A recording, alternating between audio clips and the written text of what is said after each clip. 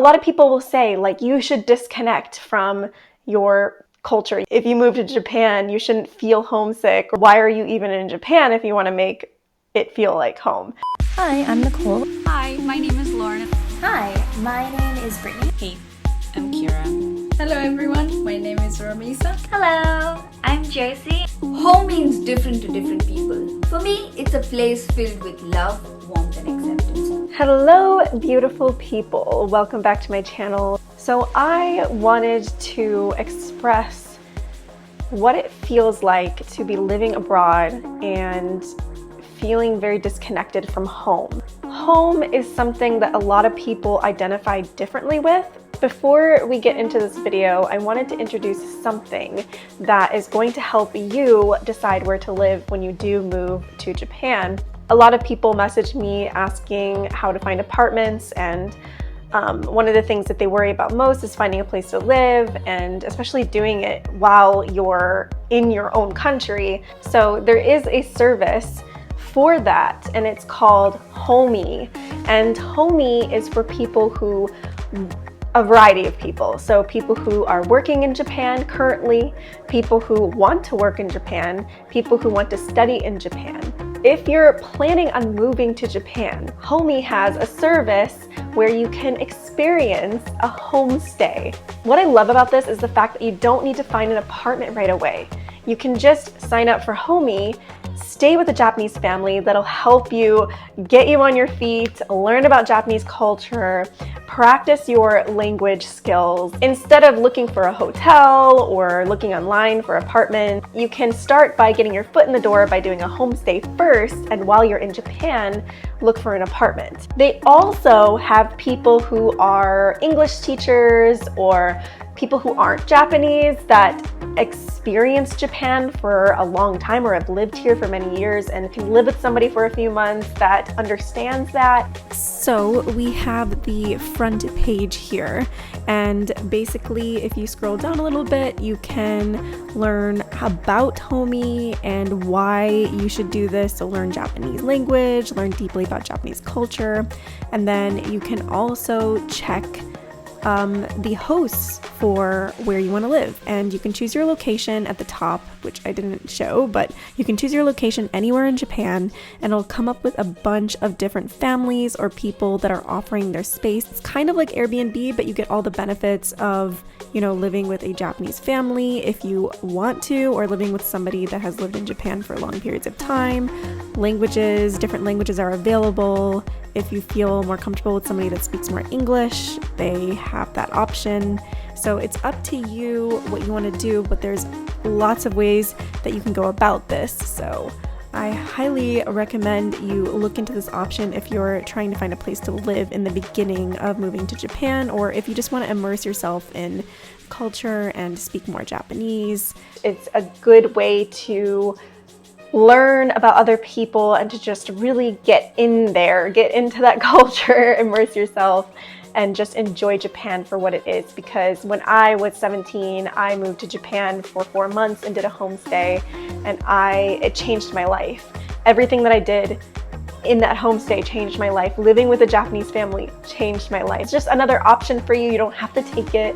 You can do whatever you feel you're called to do, but this is another option on the table. So everything is linked down below if you're interested.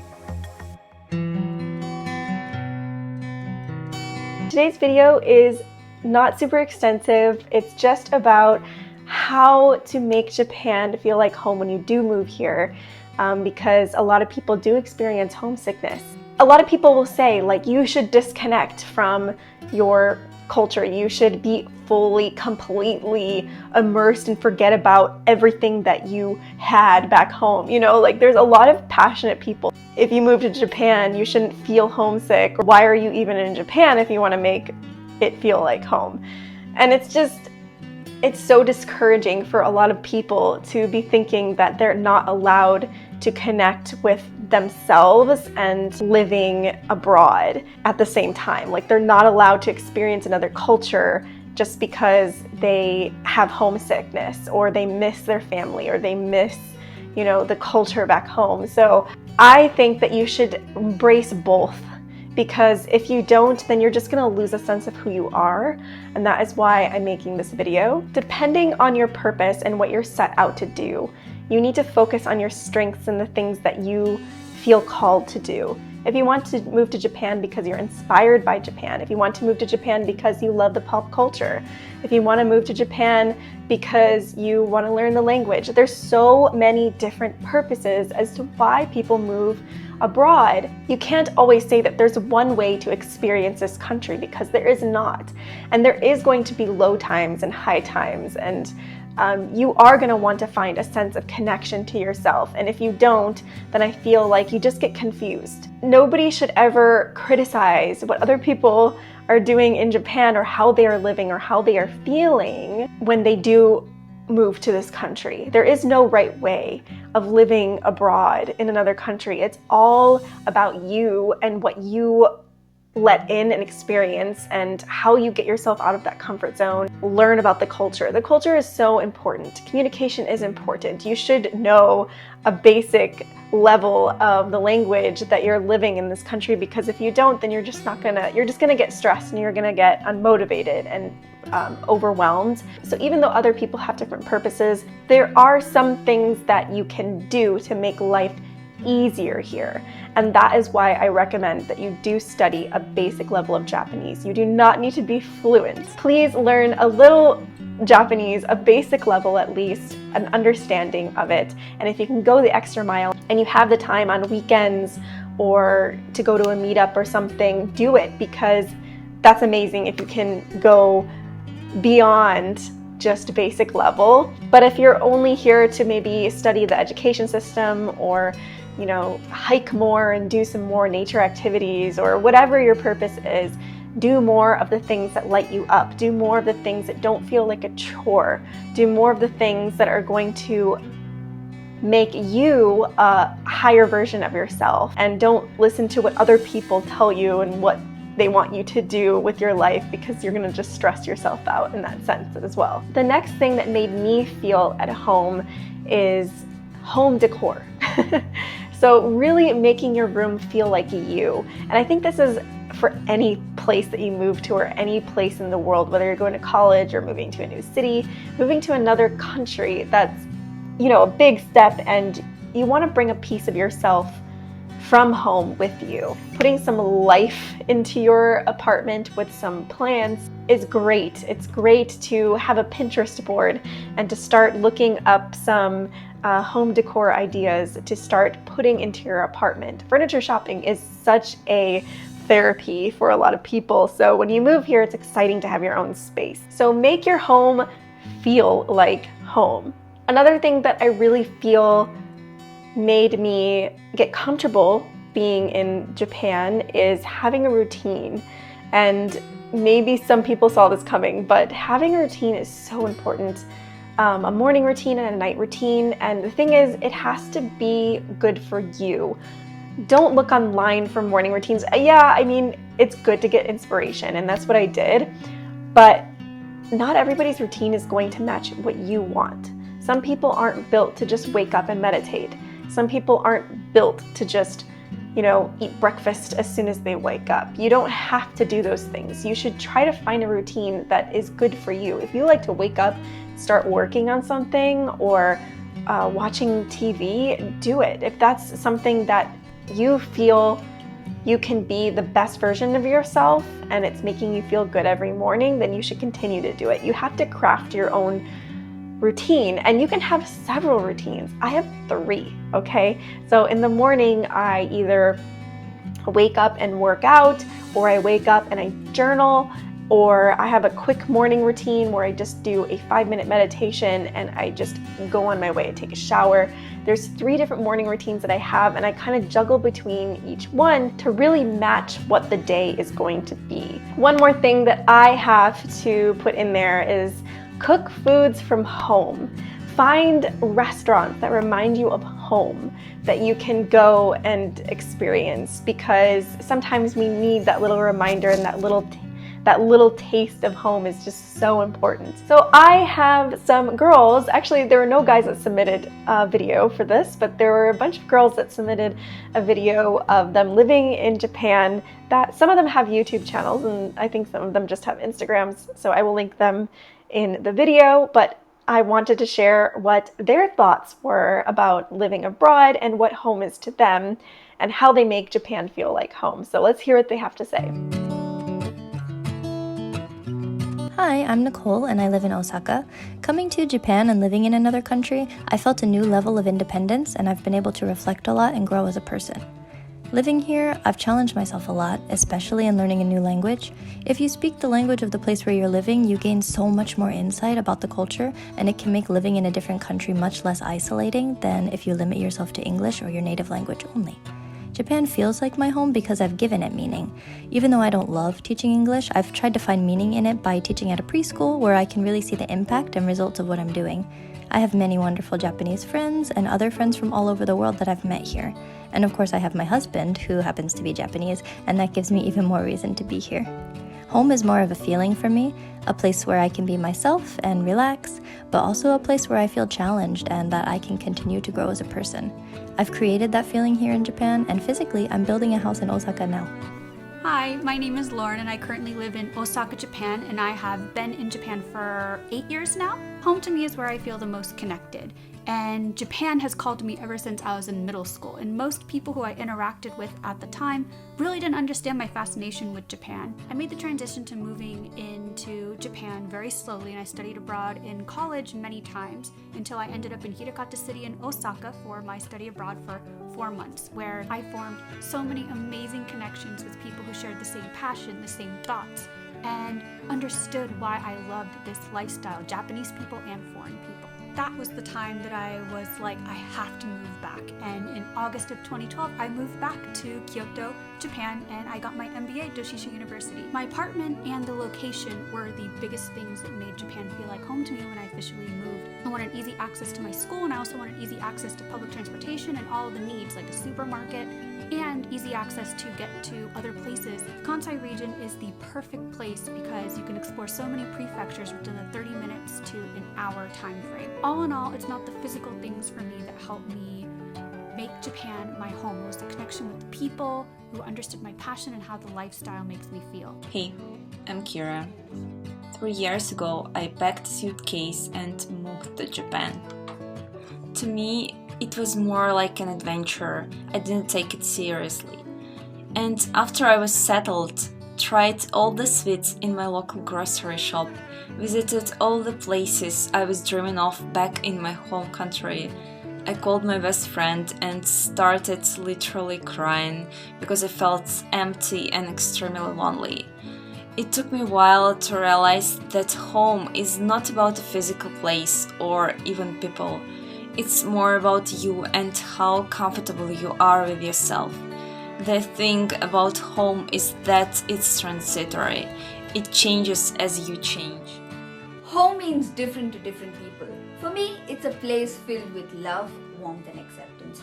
Growing up in India, I was surrounded with the best family and friends around, and the hardest part was to leave them behind and move to Japan. Since I came here, I've moved enough to find the best house.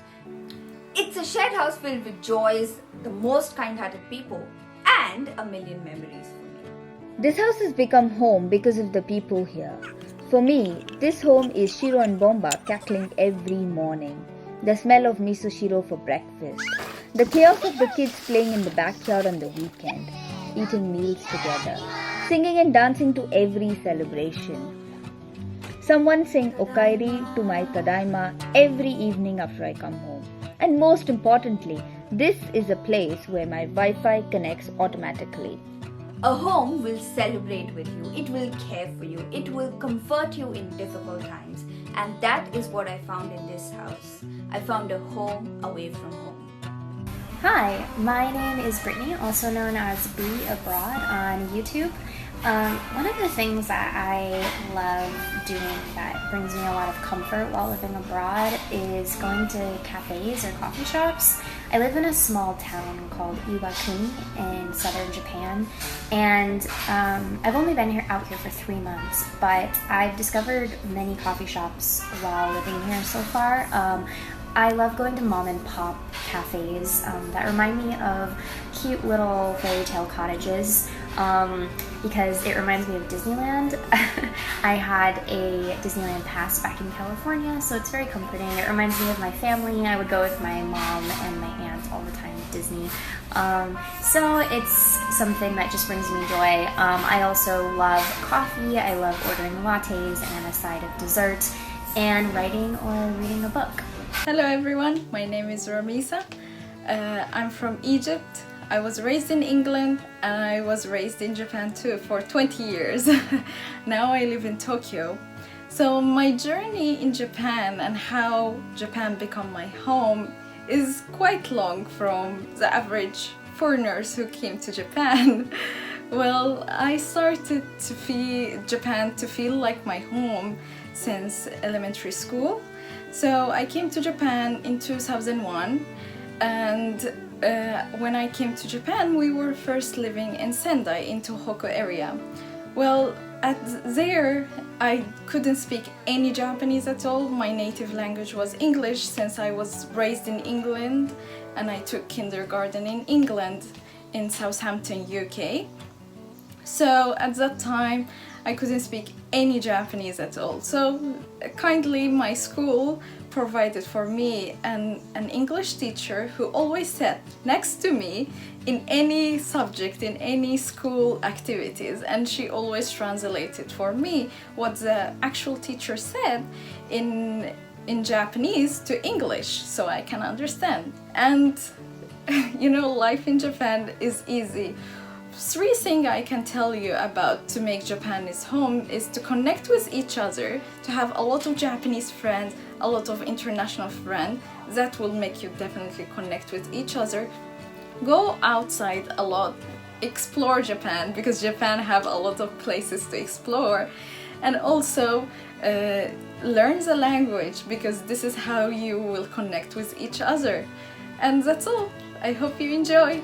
Hello, I'm Josey and I live in Sapporo in Hokkaido in the northernmost prefecture of Japan.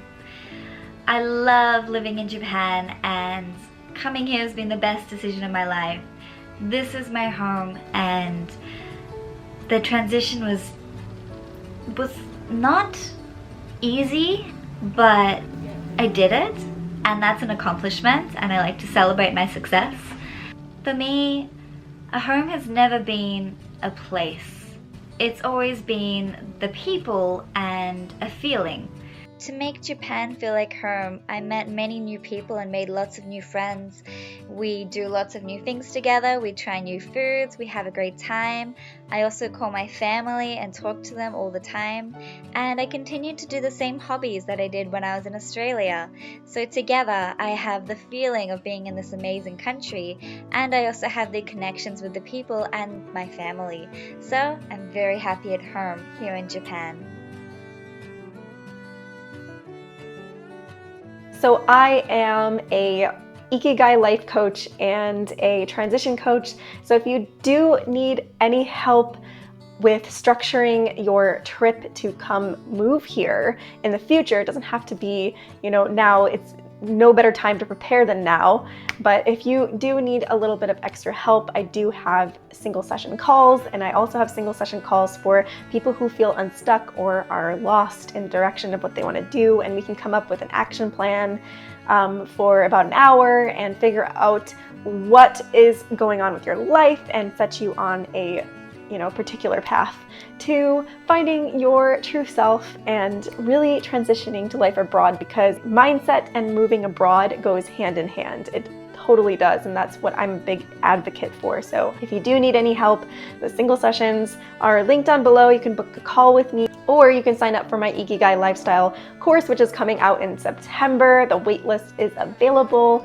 If you are lost in direction, you want to move to Japan, anything, you just don't know what to do, you came out of college, you're lost already, finding your life purpose while living abroad, or if you're just living at home, you don't plan on moving abroad, but you want a different lifestyle, you want a new way to make some breakthroughs and change your mindset. It's all available to you in this course. So I will link everything down below, my website, my blog post. Thank you guys for listening, and I hope you got some value out of this, and I'll see you in the next video. Thank you to all the girls who participated in this video. I loved your insights so much. If you want to learn more about their lives in Japan, all of their social links are in the description down below.